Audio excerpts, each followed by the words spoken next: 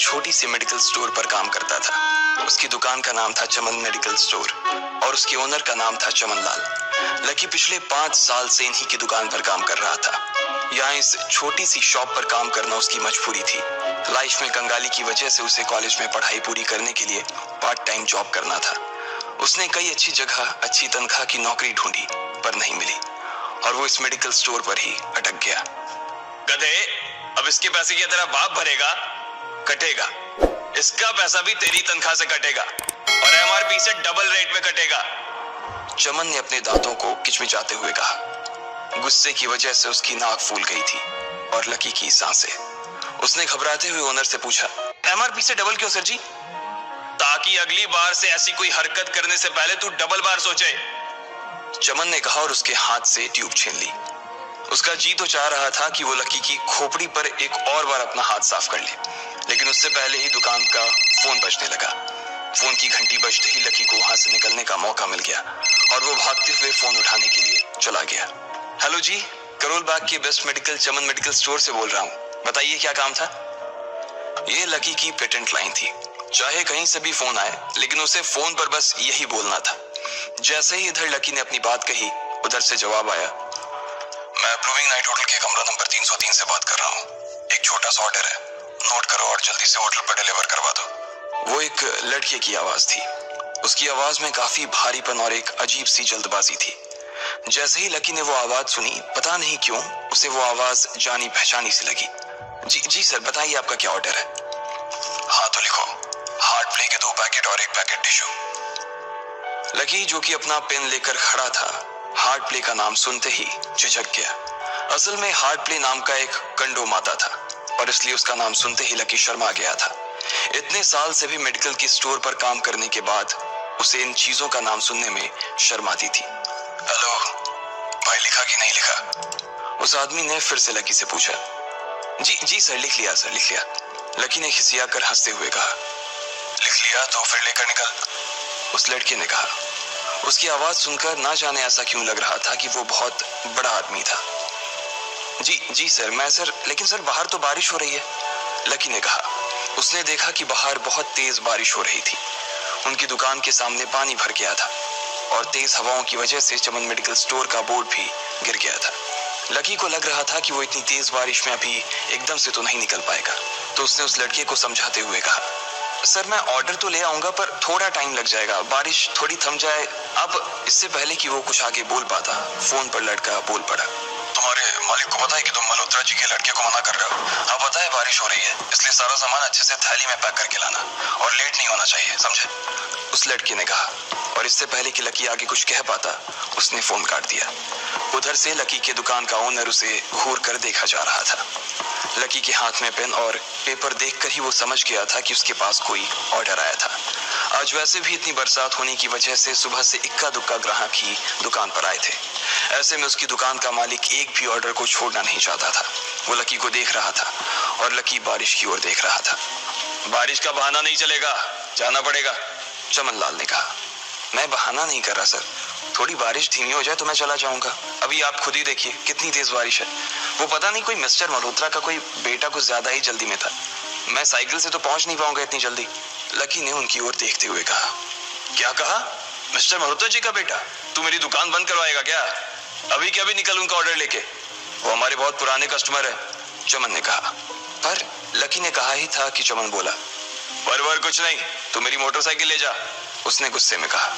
अरे सर जी, 200 के ऑर्डर में मुश्किल से 40 रुपए बचेंगे, इससे 3 गुने का तो पेट्रोल ही लग जाएगा और अगर गाड़ी रास्ते में बंद हो गई तो अलग से खर्चा, लकी ने समझाते हुए कहा।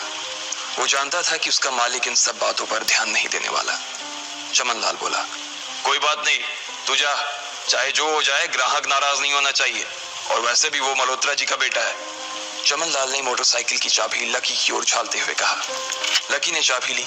उसे देखकर उसके अंदर मिक्स फीलिंग आ गई। एक तो वो बहुत खुश हुआ कि बड़े दिनों बाद बाइक चलाने को मिलेगी, पर वहीं दूसरी तरफ दुखी इसलिए हुआ कि बाइक मिली भी तो ऐसी तेज बारिश में, अगर खराब हो गई तो इसकी जपत भी उसके सिर पर ही पड़ेगी।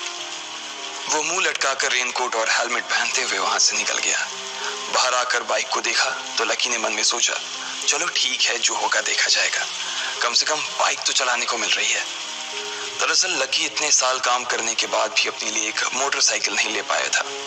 लकी की तनख्वाह ही इतनी भर थी कि सिर्फ उसके कमरे का किराया, उसकी साइकिल में डालने वाली हवा का खर्च, बिजली पानी का बिल और डिम्पल के साथ महीने में 1-2 बार बाहर खाने का खर्चा ही निकल पाता था। उसे डिम्पल की कही बात अक्सर याद आती थी। लकी, अगर अगले 2 महीने में तूने बाइक नहीं खरीदी ना तो मैं तेरे से ब्रेकअप कर लूंगी, देखना। असल में डिम्पल को लकी के साथ बाइक पर घूमने की बड़ी तमन्ना थी। लकी की इस उजाड़ जिंदगी में एक वही तो थी जिसके लिए जिंदा रहने को उसका जी चाहता था। जब भी वो उससे बाइक की बात करती तो लकी डिम्पल की इस बात को हंसकर टाल देता था। वो अपने मन में इस बात को अच्छे से जानता था कि डिम्पल उससे बहुत प्यार करती थी और वो उससे कभी छोड़ कर नहीं जा सकती थी। वो दोनों एक दूसरे में ऐसे घुले मिले थे जैसे बादल बरसात में घुल जाती है। लकी को डिम्पल बहुत पसंद थी और वो उसके लिए दुनिया जहां की खुशियां खरीद कर ला देना चाहता था। वो चाहता था कि एक दिन वो डिम्पल को प्लेन में बैठाए, लेकिन उसके ये सब ख्वाब इस कम तनख्वाह की नौकरी की वजह से कभी पूरे नहीं होने वाले थे। पर आज उसके पास एक मौका था। वो डिम्पल को अपने साथ इस बारिश में राजपथ घुमाना चाहता था। वो उसे दिल्ली दिखाना चाहता था। चमनलाल को देने के लिए उसने पहले से ही बहाना सोच रखा था। बस जल्दी से वो ये डिलीवरी देकर सीधे डिम्पल के पास ही जाने वाला था। उसने होटल ब्लूमिंग नाइट के बाहर मोटर बाइक पार्क की और सीधे होटल के अंदर चला गया। लकी ने रिसेप्शन पर पहुंचकर नमस्ते करते हुए रिसेप्शनिस्ट को बोला, जी मैं चमन मेडिकल स्टोर से आया हूँ, रूम नंबर 303 का ऑर्डर था सर। रिसेप्शन पर खड़ा आदमी उसके हाथ में काली थैली को देखकर समझ गया था कि उसमें क्या था और वो मंद ही मंद मुस्कुराते हुए बोला, 3rd फ्लोर पर है, लिफ्ट से चले जाओ, रेनकोट यहीं उतार देना। जैसा उस आदमी ने कहा लकी ने ठीक वैसा ही किया और लिफ्ट में चढ़ने के कुछ ही देर बाद वो 3रे माले पर पहुंच गया था। वो रूम नंबर 303 के बाहर पहुंचा और उसने डोरबेल बजाई। जैसे ही दरवाजा खुला लकी ने थैली आगे बढ़ाते हुए कहा, नमस्ते, मैं चमन मेडिकल स्टोर से लकी, ये आपका। इससे पहले कि लकी आगे कुछ कह पाता उसकी आंखें फटी की फटी रह गई थी। उसने अपने सामने जो देखा उसके बाद उसे ऐसा लगा कि बंद छत के नीचे भी उसके ऊपर आसमान से आकर एक जोरदार बिजली गिर गई थी। उसके सामने एक लड़की खड़ी थी। वो लड़की और कोई नहीं बल्कि उसकी गर्लफ्रेंड डिम्पल ही थी। उसने एक पर्पल कलर का नाइट गाउन पहन रखा था। उसके काले घने बाल गीले थे और उसने उन्हें अपने कंधे पर फैला रखा था। उसकी खुशबू से ही ये चीज साफ पता चल रही थी कि वो अभी अभी नहा कर आई थी। डिम्पल, तुम यहाँ क्या कर रही हो? लकी को अपनी आंखों पर विश्वास ही नहीं हो रहा था। उसने 2 बार अपनी पलकें झपका कर देखा, लेकिन दोनों बार ही उसे अपने सामने डिम्पल ही नजर आई। तुम यहाँ क्या मेरा पीछा करते हुए आए हो लकी? डिम्पल ने उल्टा उसी के ऊपर पलटवार करते हुए कहा। लकी को देखकर उसके दिल की धड़कन भी तेज हो गई थी। उसे उम्मीद नहीं थी कि लकी यहाँ आ जाएगा। उसने ना तो सुबह से उसे फोन किया था और ना ही उसके मैसेज का कोई जवाब दिया था।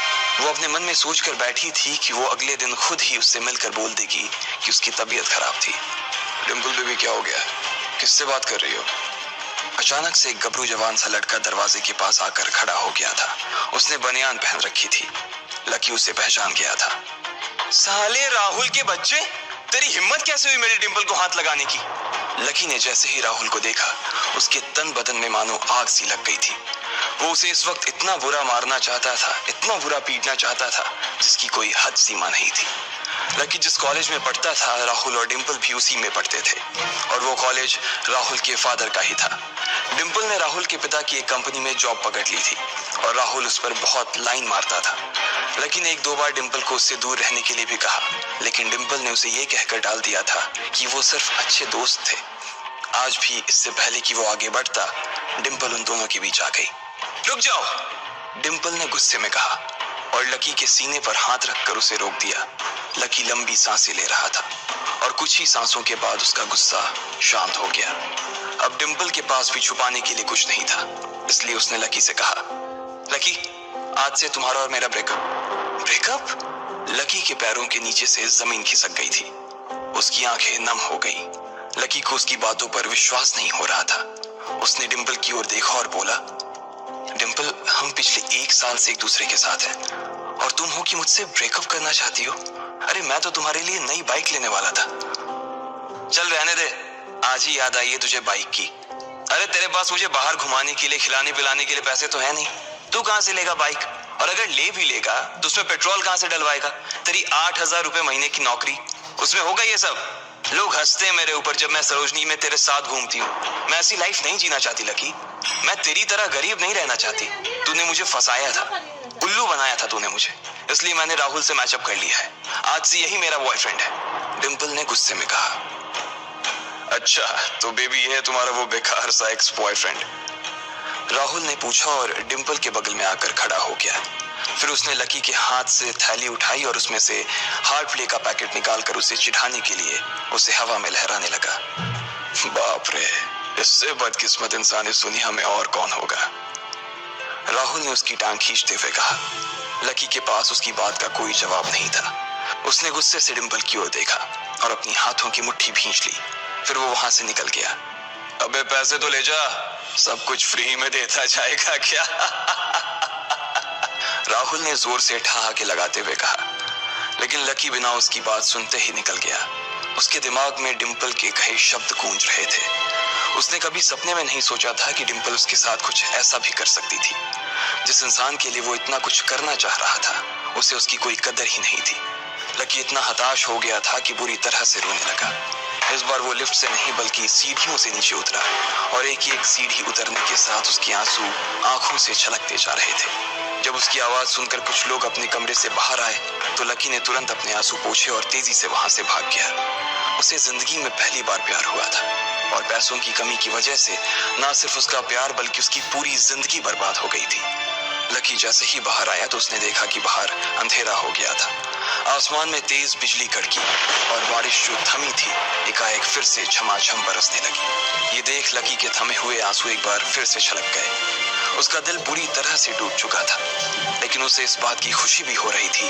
आखिर आज उसे डिम्पल का असली चेहरा नजर आ गया था। वो तो उसके साथ घर बसाने की सोच रहा था, लेकिन अच्छा हुआ कि उसने पहले ही उसका घर बर्बाद होने से बचा लिया। लकी को दुख तो बहुत हो रहा था, पर उसे ये भी लग रहा था कि उसे आगे चलकर यही दुख उसे खुशी देने वाला था। लेकिन एक चीज थी जो लकी को परेशान कर रही थी, वो थी उसकी माली हालत। उसकी जेब इतनी तंग थी कि उसे फटी हुई जेब की पैंट पहनकर घूमना पड़ता था। कभी कभी तो लकी सिर्फ रोटी खाकर दिन काट लेता था। वो कब से कोशिश कर रहा था कि कोई अच्छा काम पकड़ सके, लेकिन उसे कोई काम देने को राजी नहीं था। उसने टूटे हुए दिल को दिलासा देते हुए मन में सोचा कि डिम्पल पर खर्च होने वाले पैसे बच जाने से शायद उसके हालत सुधर जाएंगे, पर फिर भी वो रातों रात रईस नहीं हो जाने वाला था। उसने ऊपर आसमान की ओर देखा और जोर से चिल्लाया, अगर इतना ही अनलकी बनाना था तो फिर नाम लकी क्यों रखा भगवान? वो जितनी जोर से चिल्ला सकता था उतनी जोर से चिल्लाया। उसकी आवाज से आसपास खड़े लोग एक बार तो डर गए थे। लकी ऊपर ही देख रहा था और उसके आंसू बारिश के पानी के साथ मिल गए थे। जैसे ही वो फूट कर रोने को था, तभी उसके फोन पर एक मैसेज आया। जैसे ही लकी ने अपना फोन निकालकर उस मैसेज को पढ़ना शुरू किया, उसकी तो आंखें ही चमक गई। अचानक उसके आंसू हंसी में बदल गए और वो जोर जोर से वहीं सड़क पर नाचने लगा। उस मैसेज में लिखा था, परिवार की रिसर्च और परिवार के निर्णय के हिसाब से अग्रवाल परिवार का वारिस लक्ष्मण लाल अग्रवाल उर्फ लकी ने गरीबी अभ्यास की परीक्षा को पास कर लिया है और आज से ही वो उस जमीन और उस जायदाद का मालिक हो जाएगा जो परिवार ने उसके नाम कर रखी थी। ये कैसा मैसेज था? आखिर कौन था लकी? क्या थी उसकी असलियत? और वो कैसे रातों रात ही अनलकी से लकी हो गया था?